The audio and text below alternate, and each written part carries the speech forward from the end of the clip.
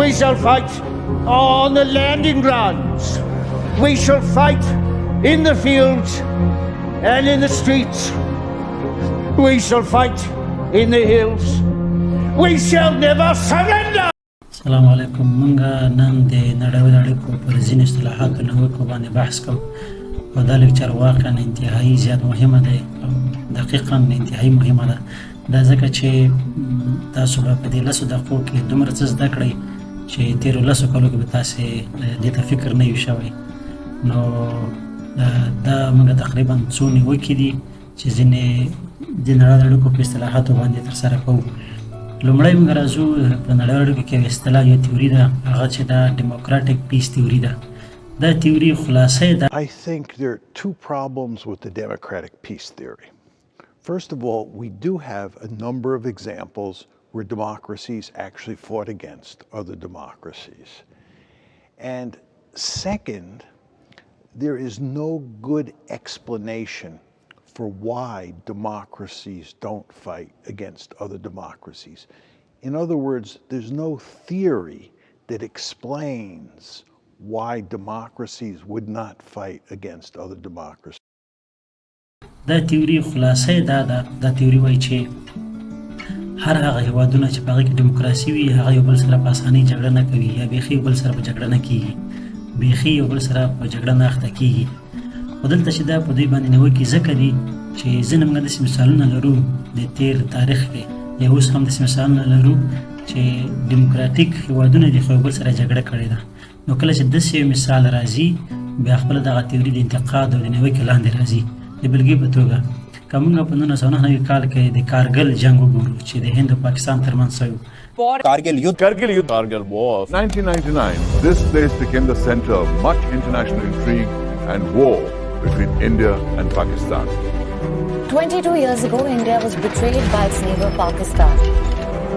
Prime Minister Atal Bihari Vajpayee made it clear that India would emerge victorious. هغه وخت دا دواړه هیوادونه چې هغه ډیموکراتیک هیوادونه ولې هغه یو بل سره جګړه لړل، یو بل سره جګړه ترسره کړله. همدارنګه موږ که د انګلستان او د ارجنټاین په 1982 کال کې د فالکان وار یعنې د فالکان د جزیرې جنګ که هغه وګورو. This remote piece of land has been disputed for hundreds of years. With all its power, Britain has gathered its might. Called them Falklands or Malvinas, it's an archipelago in the south of the Atlantic Ocean.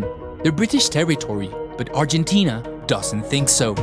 Blue and white of Argentina is on every balcony and in every window. The dispute led to a war in 1982. Argentina lost it. هلته هم دغه دواړه هیوادونه چې ډیموکراتیک وو د جګړې ترسره کړله. او همدارنګه یو بل مثال که موږ وګورو په 2008 کال کې د جورجیا او د روسیې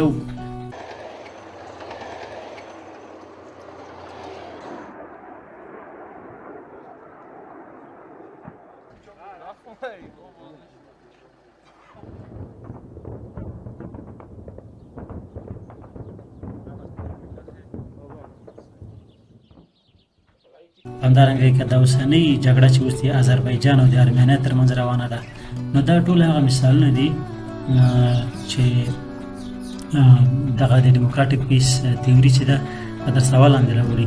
همدارنګه موږ تاسې که چېرې دغه د اسرائیل او د لبنان ترمنځ چې 2006 کال کې جګړه وه، دا هم دواړه ډیموکراټیک هیوادونه او دوی چې دا یو بل سره جګړه ترسره کړله. On the 12th of July 2006, a violent conflict erupted between Israel and neighboring Lebanon.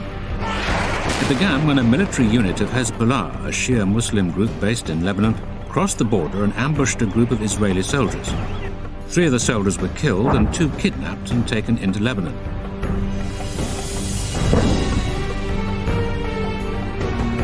Israeli troops attempted a rescue of the abducted soldiers but were unsuccessful. 5 more were killed in the attempt.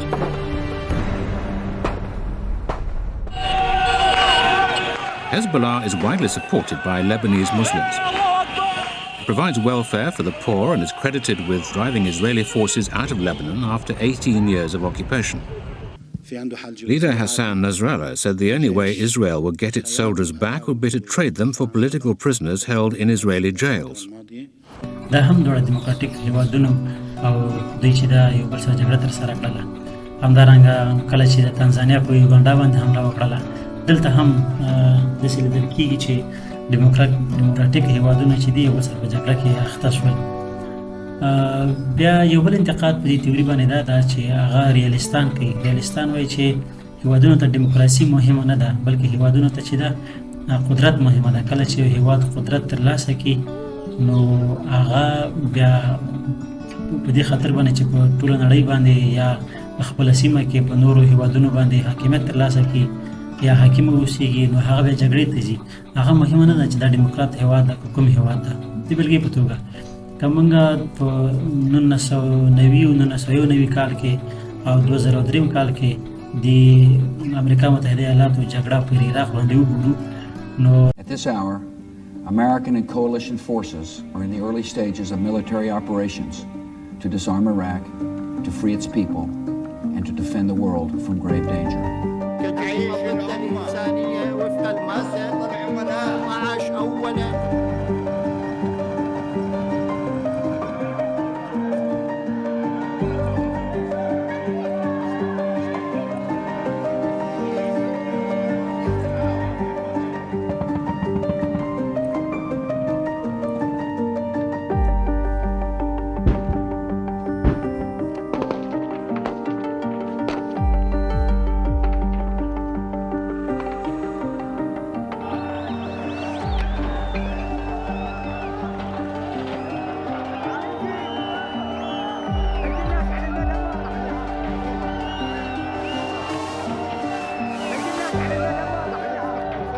In the Battle of Iraq, the United States and our allies have prevailed.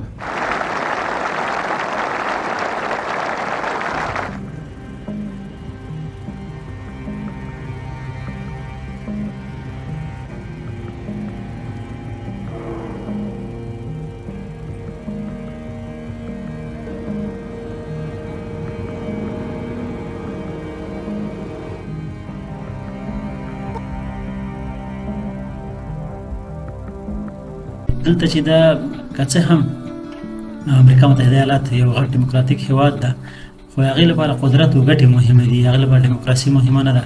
هماغه چې په عراق باندې حمله وکړله 1990 کال کې، همدارنګه په 2002 دلته ریالیستان وایي چې دیموکراتیک پیس تیوري چې دا به د انتقاد لاندې ځکه راشي چې اصلا دیموکراسي دلته مهمه نه ده. دلته هیوادونو ته قدرت مهمه ده. کله هم چې یو هیواد قدرت ترلاسه کړي نو د قدرت له مخې د قدرت د انګېزو سره پیدا کېږي چې په نورو هیوادونو باندې حاکمیت وکړي. یعنې که هر هغه څوک چې دې حاکمیت نه مني، که چېرې دغه هیواد دیموکراتیک وي، غیر دیموکراتیک وي، که هر طرز العمل پکې وي، نو هغوی ورسره جګړه کوي. دا یو اصطلاح چې انتقاد لاندې راغله او د موږ مثالونو سره واضح کړله. او بل اصطلاح چې دا هغوی وایي چې ریالیزم از د valid theory یا ریالیزم از د only valid theory. Realism is a theory essentially about power and security. States relentlessly seek power and security because they exist in a self-help system. You seek security, you seek prestige, and most of all, realists would say you seek autonomy. Because in a world where you can never trust anyone, you don't want to be interdependent. Liberals believe in interdependence, thinks it leads to peace. But realists tend to be very skeptical about interdependence because who wants to be mutually dependent in a world that's very dangerous? Essentially, you know, today's friend could be tomorrow's enemy. And to the extent that that's true, you never know who's going to be aligned against you down the road or who's making plans against you now. So you can never have enough power. Like how much is enough power? یعنې دوی وایي چې په نړیوال سیستم کې چې دا تنها ریالیزم چې دا هغه یو مهمه با اعتباره تیوري ده، خو دا غلطه ده. ځکه غلطه ده چې موږ په نړیوال سیستم کې ډېر داسې تیوریانې ګورو چې هغه د نړیوالو اړیکو په علمي ډیسپلین کې په نړیوال سیستم کې ډېر مهم رول لوبولی شي. د بېلګې په توګه موږ لیبرلیزم لرو، همدارنګه موږ کنسټرکټیویزم لرو چې کنسټرکټیویزم ډېره زیاته مهمه ده، او کنسټرکټیویزم یا د ساختار تیوري هغه تیوري ده چې خپله ریالیزم تیوري د انتقاد لاندې راولي. همدارنګه موږ که وګورو فیمینیزم تیوري ده، همدارنګه پوسټ کولینن تیوري ده، مارکسیست تیوري ده. نو دا هغه تیوریانې دي چې د نړیوال سیستم کې واقعا مهم رول لري. او هر هغه څوک چې فر مثال دغه نظر لري چې ریالیزم از د اونلی ویلډ تیوري، چې ریالیزم چې دا هغه تنها په نړیوال سیستم کې یو مهمه او اعتباره تیوري ده، دا صحیح درسته نه ده. صحیح ده دا خبره یو حد پورې صحیح چې ریالیزم چې دا وخت په وخت په نړیوال سیستم کې حاکمه تیوري تیره شوې ده، خو دا په دې معنی نه ده چې فرض مثال موږ ووایو چې په نړیوال سیستم کې چې دا هغه مهمه او اعتباره تیوري چې دا هغه ریالیزم ده. او بل کانسپټ یا اصطلاح چې هغه باندې هم نیوکې کېږي، هغه وایي چې بیلنس آف پاور انشور پیس. دوی دا خبره کوي، په دې موضوع باندې ډېر زیات استادان هم بحث کوي. هغوی دا خبره کوي چې کله هم د دوه هېوادونو ترمنځ بیلنس او یا د قدرت توازن برابر وي، هغه یو بل سره په اسانۍ جګړه نه کوي. خو دا خبره درسته نه ده، تر ډېره حده پورې درسته ځکه نه ده لکه موږ مثالونه لرو چې دغه نظریه چې دا تر تنقید لاندې راولي، انتقاد لاندې راولي، کریټیک کوي. مثلا که موږ وګورو چې د لومړۍ نړیوالې جګړې څخه مخکې یا وړاندې په اروپا کې چې دا د برطانیا، فرانس، جرمني، د هنګري، د هنګري، اتریش، همدارنګه د روسیې د دې ترمنځ د توازن قدرت چې برابر و. نو بیا ولې لومړۍ نړیواله جګړه پیښه شوله؟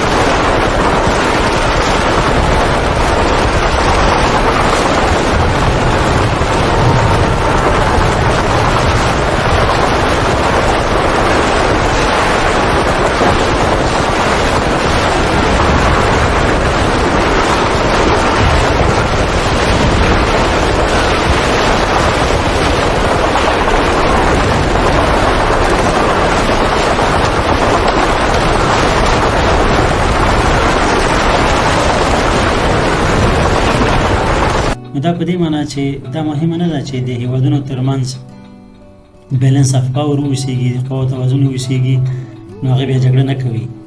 دا صحیح خبره نه ده. اصلا خبره دا ده چې هر هغه هېواد چې ځواک زیات پیدا کوي، لکه وړاندې مې چې ویل ریالیزم تیوري چې وایي، هماغه هېوادونه کوشش کوي چې له نورو څخه مخکې چې په بل چا باندې بیا حمله وکړي. دلته توازن د قدرت مهمه نه ده.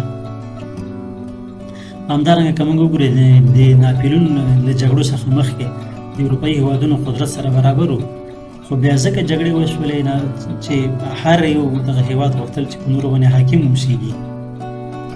همدارنګه که موږ د سوړ جنګ په دوران کې وګورو، د سوړ جنګ دوران کې چې دا داسې دغه د نړیوالو اړیکو عالمان دا خبره کوي چې د سوړ جنګ په دوران کې هم د امریکا متحده ایالاتو او هم د روسیې ترمنځ د شوروي اتحاد ترمنځ د قواو توازن چې هغه برابر و، ځکه دوی ماته هم بم لرل، هغوی ماته هم بم لرل، دوی هم پلاستیک مسایل لرل، هغوی هم لرل.